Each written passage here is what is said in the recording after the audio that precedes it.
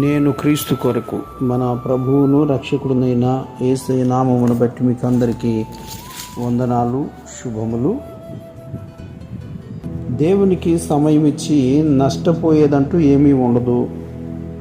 దేవునికి ఇవ్వాల్సిన సమయం దొంగిలించి లబ్ధి పొందేదంటూ ఏమీ ఉండదు అంటూ ఒక భక్తుడు చెప్పిన మాట ఈరోజు మనం ప్రస్తావించుకున్నాం.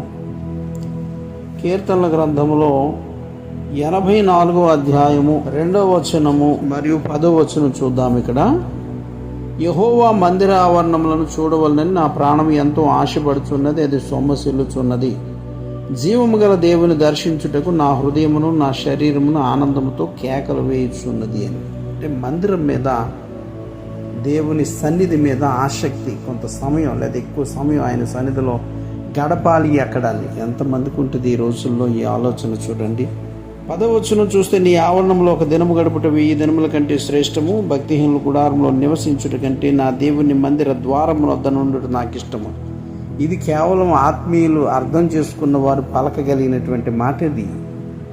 ఎందుకంటే సినిమా థియేటర్లో లేక నాటకశాలల్లో లేక ఇంకేదైనా ఉత్సవాల్లో గడపడం చాలామందికి ఇష్టం.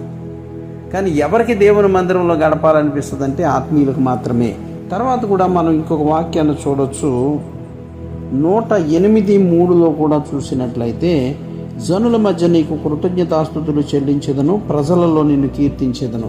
ఎందుకంటే దేవునికి సమయం ఇచ్చి దేవుని సన్నిధికి వెళ్ళి దేవునితో మాట్లాడేటువంటి పని ఇది. అలాగుననే మనము 132వ అధ్యాయము 7వ వచనాన్ని కూడా చూసినట్లయితే, ఆయన నివాస స్థలములకు పోదము రండి, ఆయన పాదపేట మీదట సాగిలపడదము రండి. నిజమే, వెళ్ళాలి, నివాస స్థలాలకు వెళ్ళాలి, ఆయన పాదపేట మీదట సాగిలపడాలి, ఆయనను స్తుతించాలి. మనకు రోజుకి 24 గంటల సమయం ఇచ్చాడు దేవుడు. దాంట్లో మనకు కనీసం దశంభాగమైనా చెల్లించొద్దా? అంతకంటే ఎక్కువ కూడా చెల్లించాలి. సమయాన్ని వాడటం, సమయాన్ని మనం దుర్వినియోగపరచడం వల్ల మనం పొందుకునే లాభం ఏమీ ఉండదని చదవబడిన మాటలను బట్టి మనకు తెలుస్తూ ఉంది. అలాగే 146:2 కూడా చూసి ముగించేసుకుందాం. నా జీవిత కాలం అంతయు నేను యెహోవాను స్తుతించేదను, నేను బ్రతుకు కాలం అంతయు నా దేవుని కీర్తించేదను. ఇంతకంటే గొప్ప స్టేట్మెంట్ ఏమో. భక్తి అనేటువంటిది కేవలం రోజుల్లోనో లేకపోతే కొన్ని రకాల బట్టల్లోనూ ఉండదు.